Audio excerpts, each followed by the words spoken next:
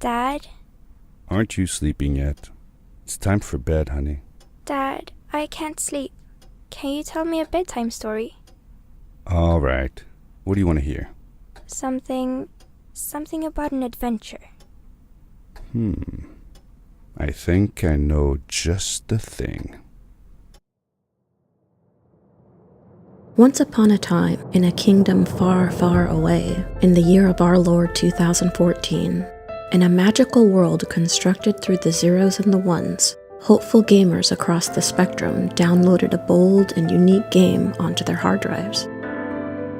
The artifact was alluring in its presentation. Its cover donning imagery of a young boy traveling through a mysterious world brought them a feeling of elation. Shooting above the clouds, where large land masses floated weightlessly above the luminescent skyline. They could not tell if the boy was flying or if he was falling. If the world in which he'd found himself propelling through was good or it was bad. But what the gamers did know was that beyond the cover of the story laid an unfamiliar adventure, one that could be awe-inspiring or terrifying, one that could end happily or sadly. In the data was a buried treasure, a treasure that had to be earned through bravery and sheer determination, through a release of the familiar, through his or her own fingertips gliding across their rigid keyboards and over a handy mouse. Impactful imagery left them with only one option: to load the story into machines built of their imaginations, and to turn the page. What lingered beyond the cover was a story about my uncle.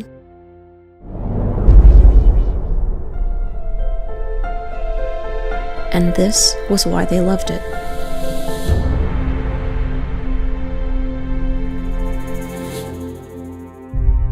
The creators of the story had something truly special in their minds when they had told it. To build a world that the gamers could play with. One in which it did not matter age nor gender, time nor space, day nor night, education nor social standing, year nor century. A first-person platforming adventure burst from the pages inside of it. A tale of blood without the gore unraveled on them, of the blood that connects us to each other on the deepest of levels. In a world that emphasized the stories of times gone by through allegories of the future. The tales of Avatar, the fables of Portal, the legends of Ocarina of Time, the myth of No Man's Sky, all blending seamlessly into one. Its digital alchemy abounded. It was a witch's brew, concocted of games gone by with an added special spice of life. It was magic. The story had begun within a story. A young boy had lost his uncle. His search led him to his uncle's home, a sprawling, colorful adobe that felt both warm and dark, both safe and dangerous. The home was littered with elements of the story of his Uncle Fred. His accomplishments, his failings, his inventions, of where he'd been and had yet to go. The inner workings of Fred's mind left hints and clues as to where Fred had disappeared to. As we wandered farther into Fred's home, we found something. Something that we had seen before but never touched. Something that looked exhilarating but had always been forbidden. An intergalactic blue light emanated from a locker.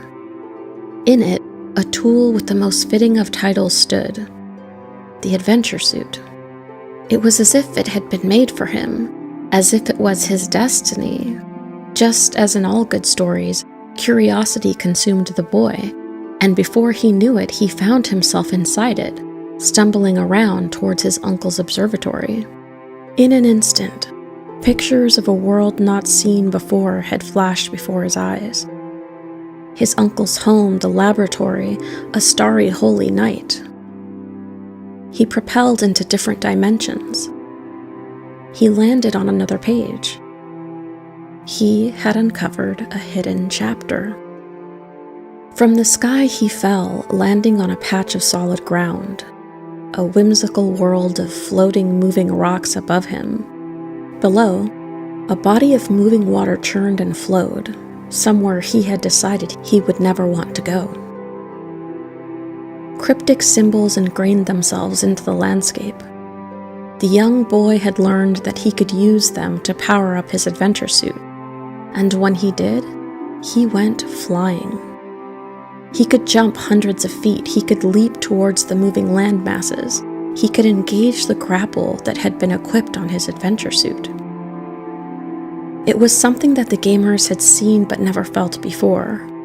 Surely they had played the games that told the tales of jumping and diving, of leaping and flying, but they had never done it in this world, where cryptic ciphers lit the way, where slivers of dirt were connected by limply built bridges, where the sky had opened up into a futuristic steampunk fairy tale, where one-eyed monsters lurked in the dark and a warning had been issued. Don't move while its eye is open. And even if the gamers had, they had never felt this way before. When flinging through the air would cause a lump inside the belly, the type of feeling that you got at the climax of a roller coaster, or from falling in the middle of a nightmare. Even the game mechanics felt opposite of what the gamers had always known. And there were times within the puzzles where they did not know where they were supposed to go. And what of those worlds that the boy had flown through? The surrealist dreamscapes that mutated from high to low, from light to dark? With whiskey vistas as far as the eye could see, with wondrous machines? The people there had lives of their own troubles, their own traditions and belief systems. Stuck in a world inhibited by human garbage, where the story told another story inside of it, about relying solely on what you needed, about remembering the past, about honoring your ecosystem. The game got harder and harder. In fact, some gamers never made it to the end. There were times where the boy couldn't use his grapple, where he had to use the grapple more than once, where he could boost himself through the sky at speeds as fast as light. The boy had jumped from perch to perch. He'd failed and fallen. He'd connected the pieces of the puzzles to find his way around the cryptic map. He had gotten one step closer to his uncle.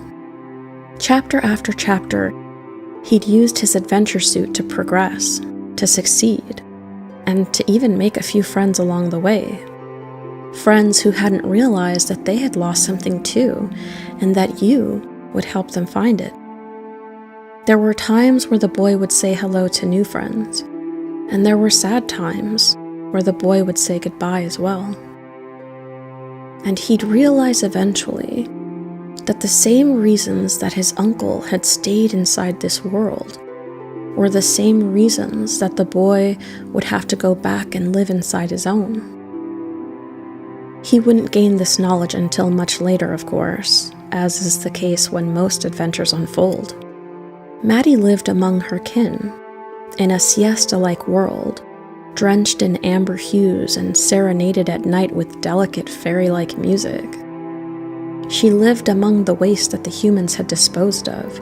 There was a sadness in that, but there was a beauty in it too. Maddie craved her own adventures.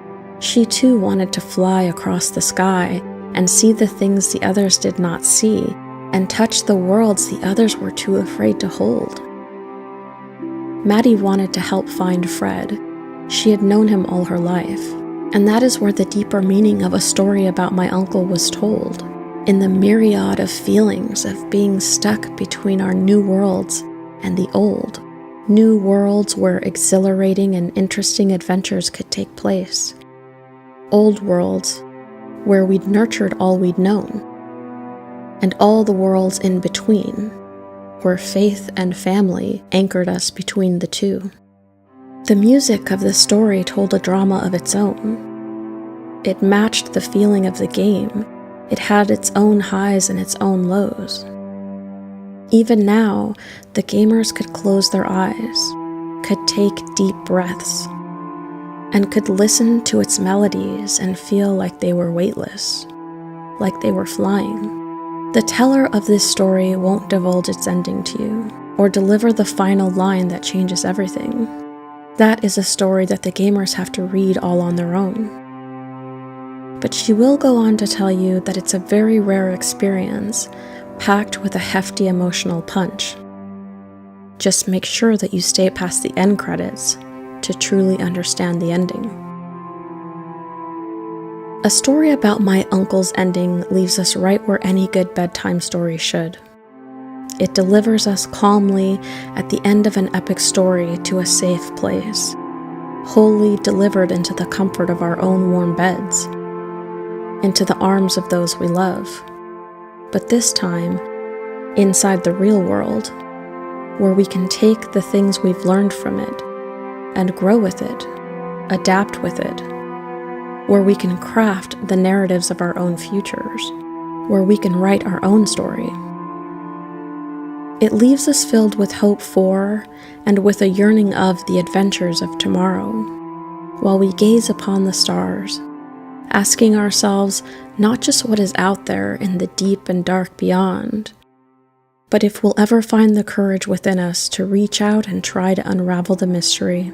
It leaves us right where any good story does, in a place between the shades of black and white, where nothing is ever completely seen or heard, where the answers aren't readily given to you, where the ending and what it means is what you make of it. In this aspect, I can definitively say that a story about my uncle feels in only one way that I can think of. The ending, no matter if it quenches the thirst you were searching for in the way that you expected it to or not, just like in all the best stories that you've heard, leaves you wanting more. That was a story about my uncle, and this is why we loved it.